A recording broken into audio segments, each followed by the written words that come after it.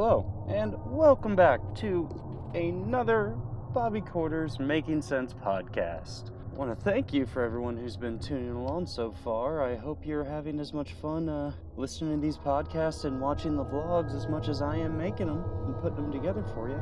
Well, without any further yattering on, I'm going to get right into it.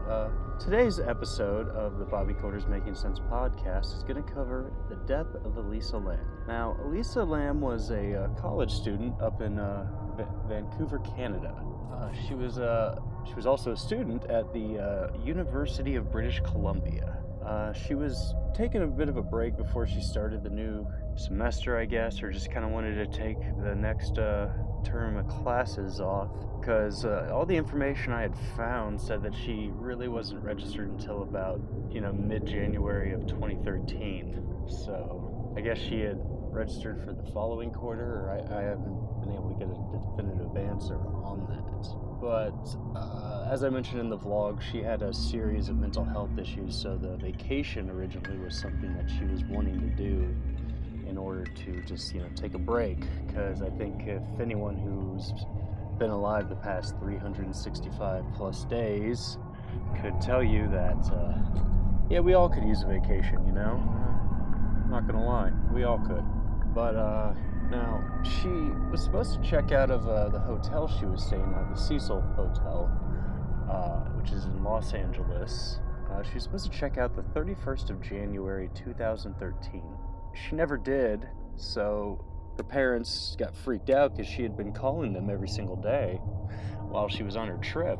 So they contacted LAPD. The LAPD, of course, then in turn, started to look and browse around the hotel.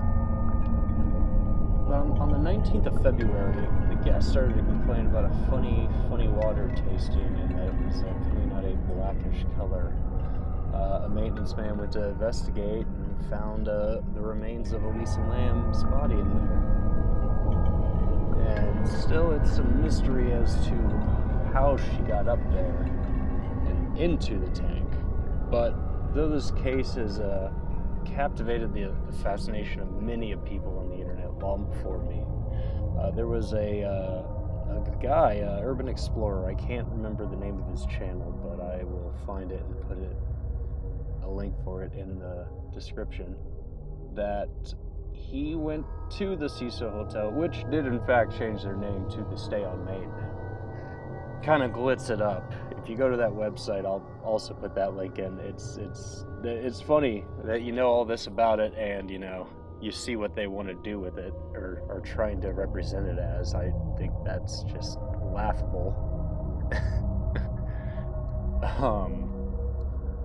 When she first arrived into the hotel, she was booked into a shared living space, which was, again, like a hostel sort of scenario. Her roommates had complained about her behavior. They didn't want her living there, but they didn't necessarily want to kick her out on the streets, so they suggested if there's a single room for her, could she have it? They found her one. And this was, just right after her stay. She did keep a Tumblr account. She had posted fashion pictures, poetry, quotes of her own, and a few quotes from some other authors that she really enjoyed. Prior to this, she did have another page, a blogspot page. On this, she posted similar things, fashion, clothing, her thoughts on life, along with her struggles of mental health. She was very open and honest about her struggles on this particular blog page. Not so much on the Tumblr one, but the blogspot, absolutely. She had been prescribed several medications, which, if we learned anything from the Gardner Museum heist, I cannot pronounce much. So I'm just gonna say they are a bunch of serious meds for some serious health issues. Now, without pretty much just doing a repeat of exactly what I did in the vlog, I'm gonna get into a little bit of the history of the Cecil. It was first built in 1927, and it was designed to be one of those very higher-end, expensive, fancy pants hotels.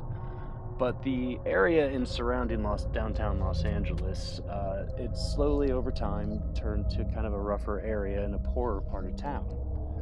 Now, with that, there was the 40s and 50s of people checking into the hotel solely just to leap right outside the window to their death. Richard Ramirez allegedly had stayed there for a little while in the 80s during his, and a Jack Unterweger, an Australian serial killer who killed primarily sex workers. Based off of his MO, many speculate that he was really just trying to be a copycat of Ramirez. Now, I had said in the vlog that I think it might have been to mental health, but I think that might be caused by maybe she stopped taking some of her medication, or maybe there was an issue filling it. You know, healthcare in this country is complicated as is. But I think, like, for somebody who is visiting the country as somebody from another country, I could only imagine the headache, let alone the hassle it could be with all of those other variables involved. But, you know, with anything that has been a lot of heinous things have taken place in, it's hard to believe that the energy, whether it's evil energy or, you know, fearful energy of events, I'm kind of leaning towards ghosts here, which I'm a firm believer in that there are ghosts in this world. And I'm also a firm believer that there are things in this world that we cannot necessarily explain by any ration of anything, whether it be science or logic or anything of the sort. So, could she might have had a bit of a psychotic episode? Maybe. There is a theory about that she was playing the elevator game, which it's a game that originated in Korea.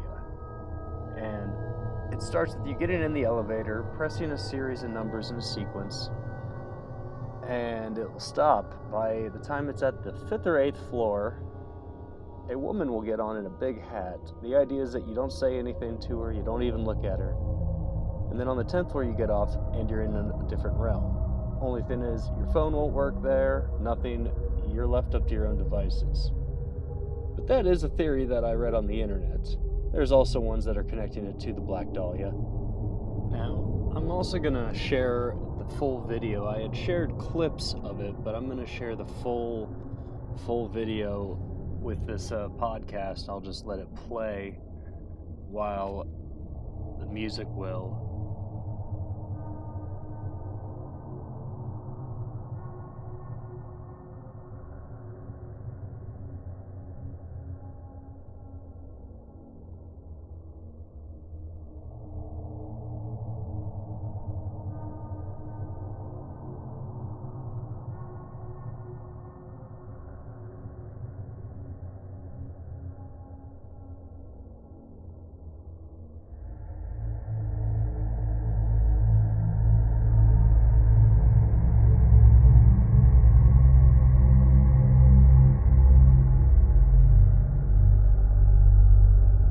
But that's about all the time I have.